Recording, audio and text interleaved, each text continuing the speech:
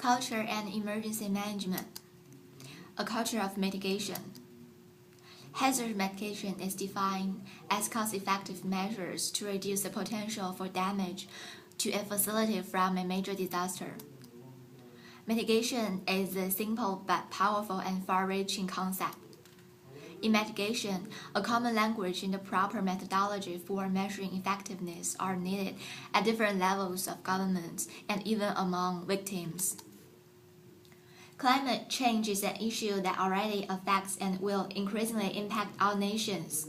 Progress is required on effective mitigation, adaptation, reduction of greenhouse gas emissions, development of green technologies, and political support for the establishment of effective international and national policies. Therefore, creating a culture of mitigation through education is needed critically. There is an immediate need for educating all sectors involved at the time in mitigation activities.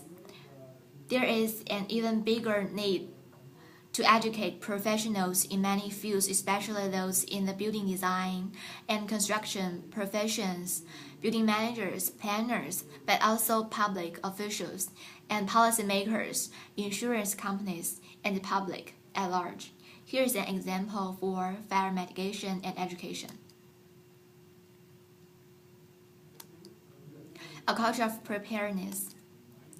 We know there are going to be disasters in our lives, whether it is a hurricane, an earthquake, epidemic, or a terrorist attack.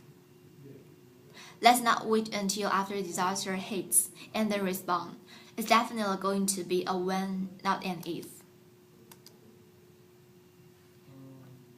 National disaster preparedness starts with individual disaster preparedness. It is with this in mind that every family should have a disaster preparedness plan on the shelf, ready to initiate during a fire, tornado, or a terrorist act. At a minimum, for every member of the family, the plan should include 3 days' worth of food, water, and medicine.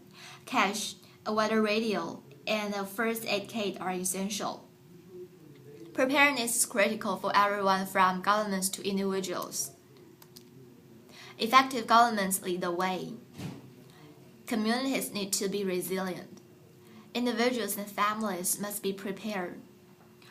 Also, the poor, handicapped, and those in nursing homes should be taken into account as priority in developing plans. If we all plan for disaster by developing preparedness plans, both individually and collectively as a society, we can create a culture of preparedness and become survivors and not victims. A culture of response. Responses to disasters are often hierarchical in nature.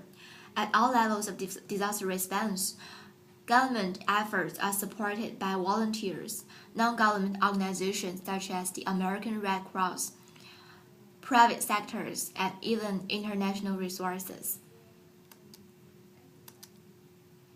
Emergency managers provide core management and administrative support at all levels of disaster response. Cultural sensitivity and familiarity with issues related to disadvantaged and special populations within each community are defined as core skills for emergency managers. A culture of recovery. In order to create real cultural empathy within the bureaucracy, providers of relief must have substantial connections with the impacted community. Recovery efforts must integrate cultural competency. Cultural competency refers to a high level of sophistication within organizations' interactions with diverse populations. It is a set of values, behaviors, attitudes, and practices that allows people to work effectively across cultures. Here are some recommendations for creating cultural competency in recovery. First, structural reforms. Contracting with local nonprofit organizations, drawing from internal strength, pre-planning with community leaders.